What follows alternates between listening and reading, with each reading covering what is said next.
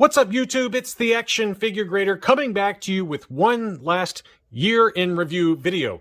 This time for the vintage collection. I've got one item that's not vintage collection, and I didn't pull out everything, okay? I've got a number of items that I picked up this year that I have, but it's just trying to find them all and trying to sort through boxes and figure out what was last year versus, 2020 versus, 2022. So it was a little bit tough to identify everything that was exactly 2021, but I think I've got most of them. There's certainly quite a bit more still at Collector Archive Services. I think I counted and I've got 40 different items still at Collector Archive Services.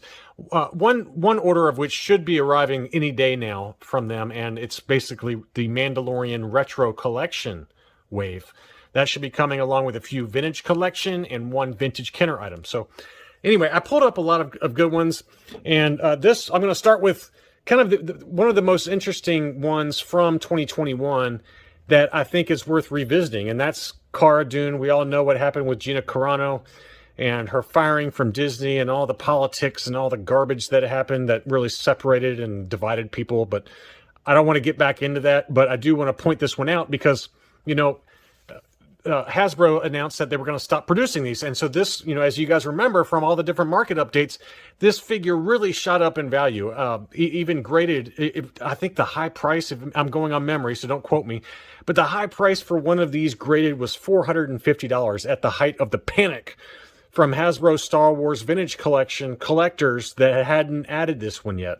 And there was an AFA example, I think it was an AFA 9.0 that sold at auction during the height of the panic of, that thinking this was going to be super scarce, and it sold for $450.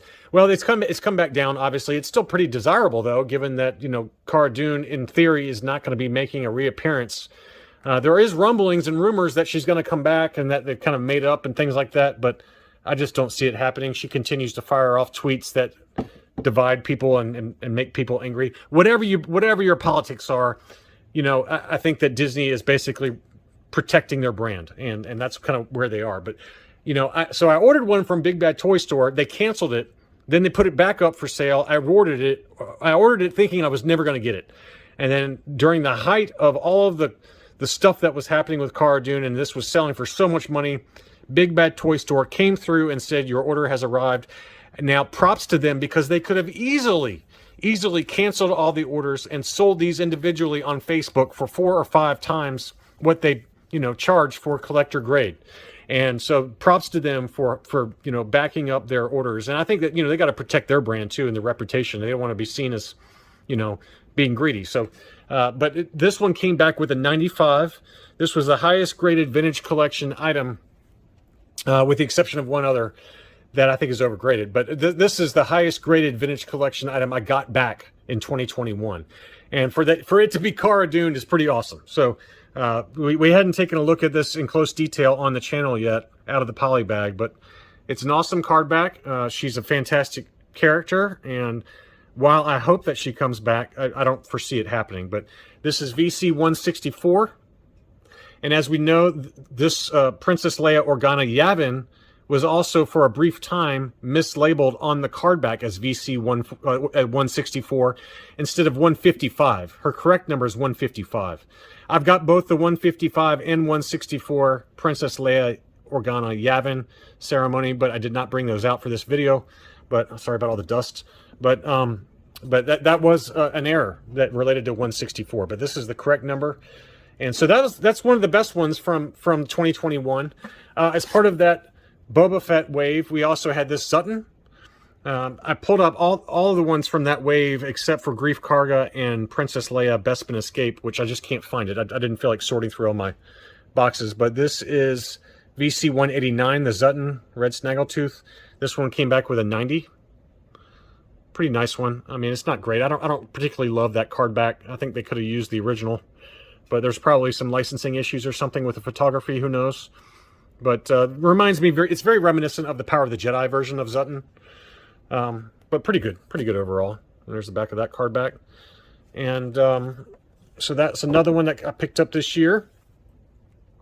Obviously, we picked up the Boba Fett. This one was the earlier iteration without the chest sensor. So that one graded 90. They labeled it as no chest dent, but AF or CAS needs to get with the program though and update this to say no chest sensor. That's how AFA labels it and the way it should be labeled. But probably in the running, in my opinion, for figure of the year. I know Boss just came out with his list. To me, it was Boba Fett, Bo-Katan, and Mithril were probably my three favorite vintage collection standard, release figures for the year. I think those were the three best in my opinion, but my opinion doesn't amount to much. This is another one I picked up from Nick, acquaintance or friend of mine.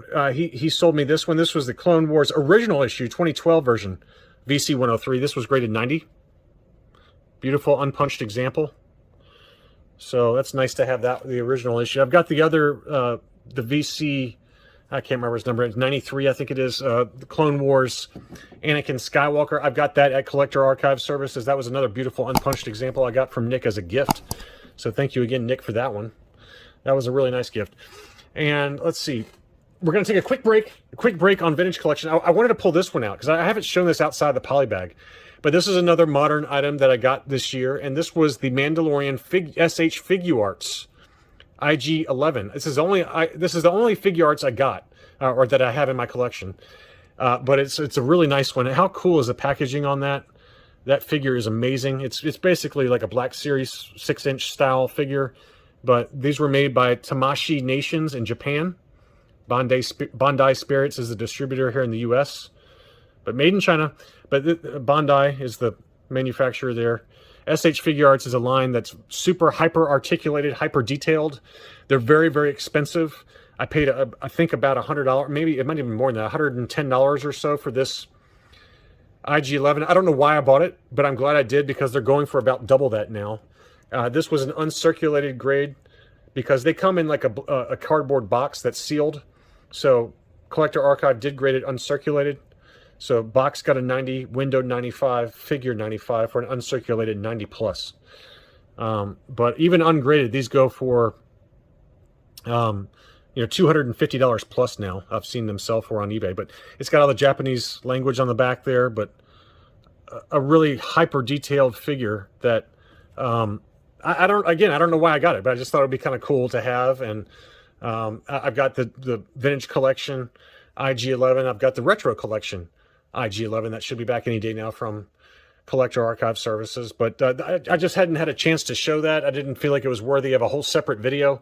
So I thought now is probably a good time to kind of bring him out. One more that I've got, one other vintage collection that I picked up this year was this one. This was the Rogue One Imperial Death Trooper. I showed this briefly when I got it back from Collector Archive Services. But how awesome is that figure? Obviously, Hasbro has re-released this one on a Mandalorian card back as part of the Navarro playset. And I'm sure that we'll be seeing that soon being reviewed by a certain vintage collection expert. So I'm sure we'll be seeing that very soon. But here is a beautiful one with the Rogue One card back. That graded 90. And I love that card back. It's just an epic card back. And then I got two Miscards this year also. Obviously, we all know what Miscards are doing this year in terms of price. It's been absolutely astounding to see what Miscards are doing. But this was a retro collection Miscard I picked up ungraded on eBay in an auction. This was the Mandalorian retro collection figure on the Grief Karga card back. That one graded 90 with Collector Archive Services. I picked that up in the spring, or it might have been like April. Yeah, April, May. So about spring, early summer. But that was a cool Miscard. And then the other big one that you guys remember, I'm sure, was this one. Again, thank you to Gerard Coral for the tip on this one. But this is the ARC Trooper Echo on the Offworld Jawa Arvala 7 card back, Mandalorian card back. So that was a beautiful pickup. And that one graded 95. I still think that's way too high, but it's a beautiful, beautiful Miscard. And it'll probably be the last vintage collection Miscard I ever get because prices have just gotten so ridiculous for them that I think that, while the rest of the vintage collection seems to be taking a price breather or price dip, especially for TVC 1.0, the Miscards, I think people are starting to recognize that they're rare. That even this one, this is probably the most plentiful of the Miscards that have shown up at retail, and I've count 16 to 18 of these that have shown up in the UK. But if you think about how few that is relative to the average production run of, let's call it 40,000 or less of these vintage collection by character, by wave, these are very, very rare, and I think that they're going to continue to hold their value and continue to appreciate in price. Obviously, the character combination on the card as well as inside the blister makes a big difference, right? We saw that Mandalorian Boba Fett combination sell for over $8,000, which is a ridiculous number. I got a little munchie on this box here. Can't get it off, but it's just a crunchy on there. But anyway, it's just an awesome awesome miscard, and I've got a few miscards now. I just don't foresee being able to afford them. I'm going to move this back just a little bit so we can do one quick final group shot. But anyway, I just thought you guys would like to take a look at some of the vintage collection. Obviously, there was others. There was the Dark Horse 2-packs, the comic 2-packs that I picked up this year. I also picked up a custom with the Black Series Dr. Aphra that was displayed next to her German comics. So a number of cool modern Star Wars items that I picked up this year, but I thought we'd focus mainly on the vintage collection for this video. If you liked it and you're new to the channel, welcome to my Patreon supporters, as well as my existing subscribers. Thanks so much for the channel support and for viewing my stupid videos. I'll be back soon. Thanks again for watching.